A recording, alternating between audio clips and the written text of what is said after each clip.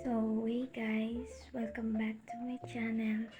And for today's video, share ko sa inyo yung morning routine ko dito sa province. So, may yung boses natin kasi kagigising ko lang dahil sa mga aso. Nagsisiiyakan na sila, so ilalabas ko na sila. So, let's go! So, kapag umaga, binubuksan ko yung bintana para yung init ba ng araw is pumasok na sa loob para yung mga alikabok lumabas na sa kwarto. And then, sumisilip na lang ako sa bintana kapag gusto ko makita yung mga vegetables ko. So, usually guys, nagigising ako ng mga 6:30 kasi 9 ako natutulog. And then, pinapalabas ko yung aso mga 6:35 kan. So, yung next kong ginagawa is nilalabas ko yung mga aso. Ang una ay si Chuchu para makaihi siya and dumumi. Ayan. So, next naman si Loli. Ayan. Ikot-ikot lang sila dyan, tapos iihi na sila. Or dudumi.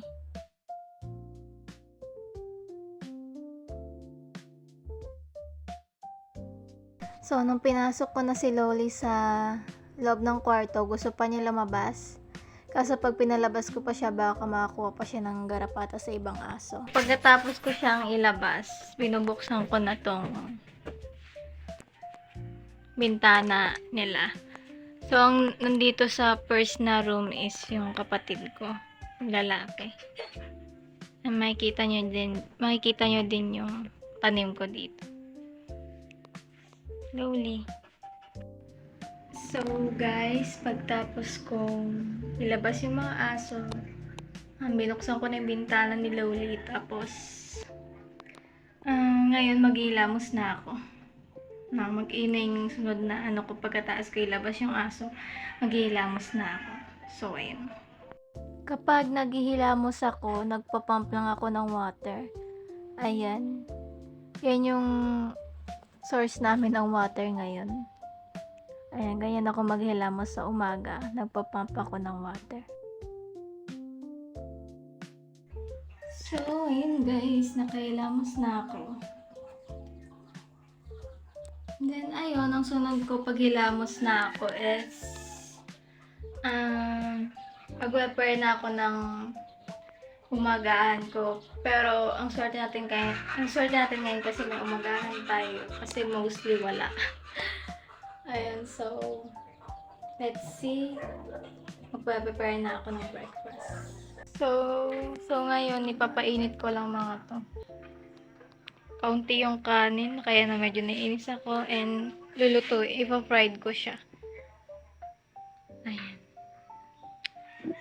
Basta guys, pag naano ko na to, kainin ko na. And then, pagtapos nito is magdidilig na ako ng mga halaman ko, ng mga vegetables ko. So, ayan.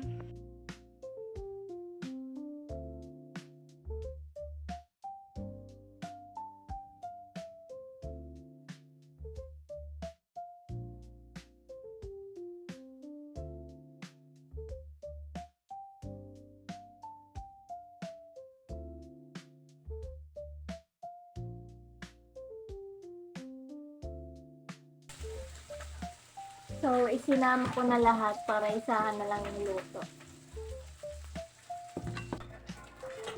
So, ganyan lang kaliit ko. Kasi hindi nakapagsain. Ayan.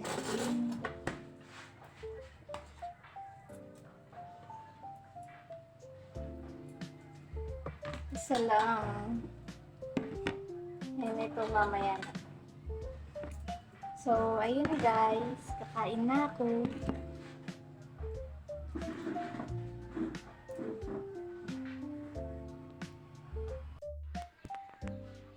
So, tapos na ako kumain and kailangan ko mag-igib mamaya pagtapos ko magdilig ng halaman. So, magdidilig na ako ng halaman. So, pupunta ulit tayo ng mag-igib dito. Mostly dito kami kumukuha ng tubig. So, pumping water. Tapos katabi niya itong mga plants ko, yung mga vegetable ko. Ayan. May nagbago, no? Nilagyan ko yan ng mga fence kasi yung ibang tao dumadaan, naapakan yung mga tanim ko kaya. Ayan. Mag-start na tayo magdilig.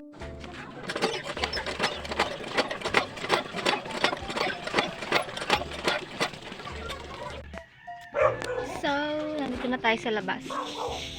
And dito na yung inigiban ko. Ayan. Pakita ko lang sa inyo, no, bago ako sibog. Magdilig, ganun. So, pakita ko sa inyo yung mga halaman ko and yung mga upgraded na nangyari sa little farm ko, ganun. So, ang dating seed and ayan na siya ngayon.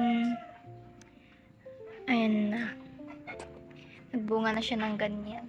So, kaunti lang papakita ko sa inyo kasi papakita ko na lang sa next vlog yung mga nagbago sa little farm ko. Lagyan ko ng fence. And eto din.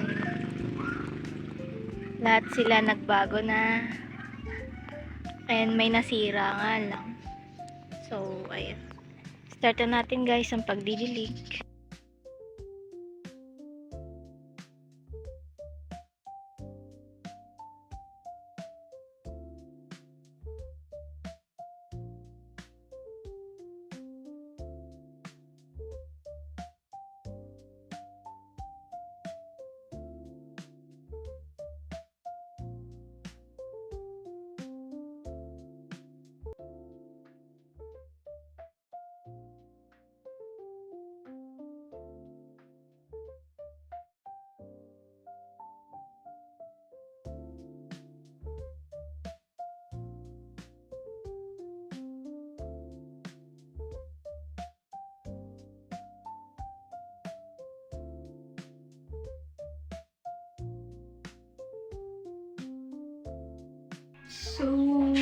So guys, tapos na ako magdilig and anin ko lang itong mga balde, lalagyan ko na ng tubig. So magpapump ulit tayo ng water and then lagyan ng tubig itong mga ayan, lalagyan ko ng tubig yan. Ito, pati yung kulay blue. So let's go.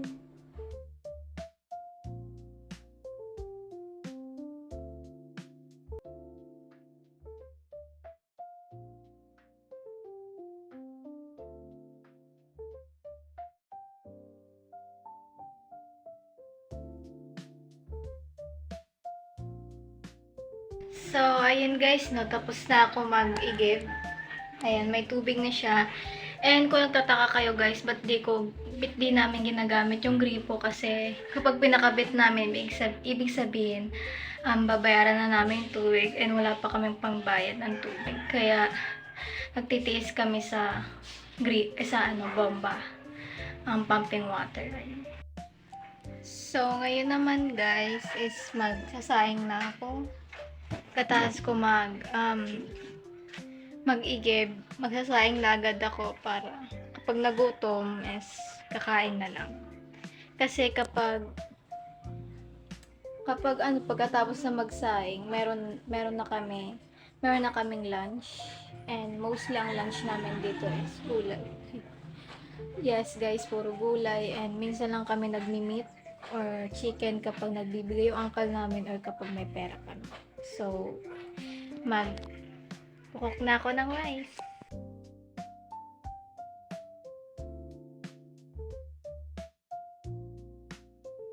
So, lahat guys ng all kinds of water namin is except sa pag-inom ng tubig. Ayun, kasi sa pag-inom namin ng tubig is bumibili kami sa labas ng mineral and kapag umiinom kasi kami sa pumping water is nag-diarrhea kami. Kaya pag pangluto lang, panglaba, tsaka panghugas ng plato lang yung sa bombahan. So, nilagay ko na sa rice cooker and then mag-wait na lang kami na maluto. So, pagkatapos ko guys saing is maliligo na ako kasi nakita nyo naman na expose ako sa araw. And hindi ako nagsa-sunscreen kasi wala pa tayong pambili. And nakikita nyo naman is nangitim ako dito. Ayan, medyo nangitim ako and hindi pa naman ako sanay na maitim yung balat ko. So, kapag hapon na, hindi na ako masyado lumalabas. Kapag pupunta ako sa tita ko, pupunta ako sa duyan, sa may silong. And doon lang ako. Saka lang ako na-expose sa araw. Syempre, pag lumalabas ako and kita nyo naman na walang tolga ba yung ano namin, yung pump water, ano lang siya, umbrella lang yung harang sa araw. And kahit umbrella lang yon is na-expose pa din ako sa araw kung nakikita niyo sa video.